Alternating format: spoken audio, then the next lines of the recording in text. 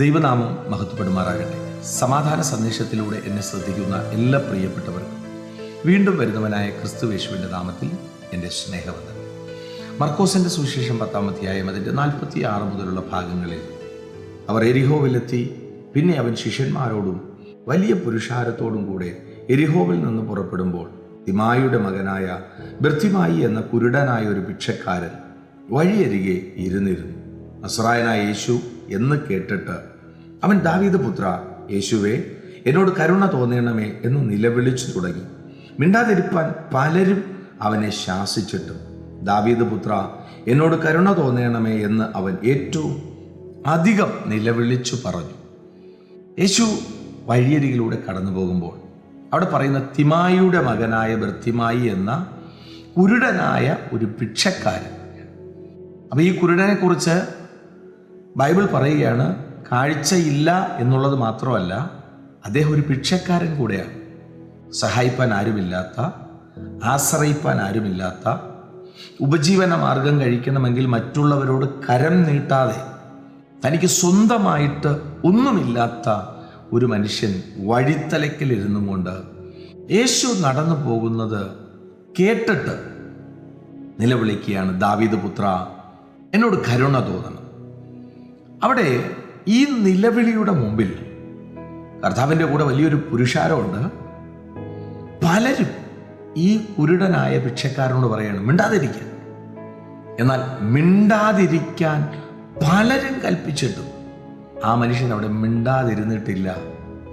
അവരെത്രത്തോളം മിണ്ടാതിരിക്കാൻ പറഞ്ഞോ അതിനിരട്ടിയായിട്ട് ആ വ്യക്തിയുടെ ശബ്ദം ഉയർന്നുകൊണ്ടേയിരുന്നു, നിലവിളിച്ചുകൊണ്ടേയിരുന്നു, ദാവീദ് പുത്ര കരുണ തോന്നണം. കാരണം എന്താണ്? യേശുവിൻ്റെ പിന്നാലെ നടക്കുന്ന ഈ മിണ്ടാതിരിക്കാൻ പറയുന്ന അവർക്കൊന്നും വേണ്ടാത്ത ഒന്ന് ഈ കുരുടനായ മനുഷ്യന് വേണം. അത് കൊടുക്കാൻ ഈ മിണ്ടാതിരിക്കാൻ പറയുന്ന മനുഷ്യനൊന്നും പറ്റത്തില്ല.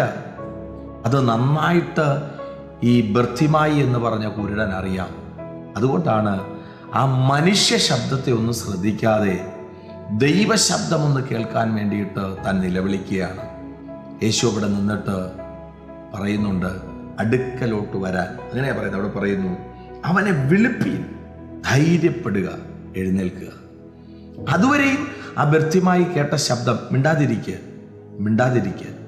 പക്ഷേ ആ നിലവിളി ഉയർന്നപ്പോൾ കേട്ട അടുത്ത ശബ്ദം അവനെ വിളിക്ക്. യേശു ബർത്തിമായിയോട് പറയുന്നുണ്ട് ധൈര്യപ്പെട്, എഴുന്നേൽക്ക്. ഈ സന്ദേശം കേൾക്കുമ്പോൾ പ്രിയരെ, നമ്മുടെയൊക്കെ ചില നിലവിളി കേൾക്കുന്നവർക്ക് സുഖം ഉണ്ടാകത്തില്ല, കേൾക്കുന്നവർക്ക് അത്ര ഇമ്പമുള്ളതല്ല. പക്ഷേ ഹൃദയവേദനയോടെ നിലവിളിക്കുമ്പോൾ ആർക്കും മനസ്സിലായില്ലെങ്കിലും മനസ്സിലാകുന്ന ഒരു ദൈവമുണ്ട്. ആ ദൈവം നമ്മോട് പറയുന്നൊരു പദമുണ്ട്, ധൈര്യമായിട്ടിരിക്കുക, എഴുന്നേൽക്ക്.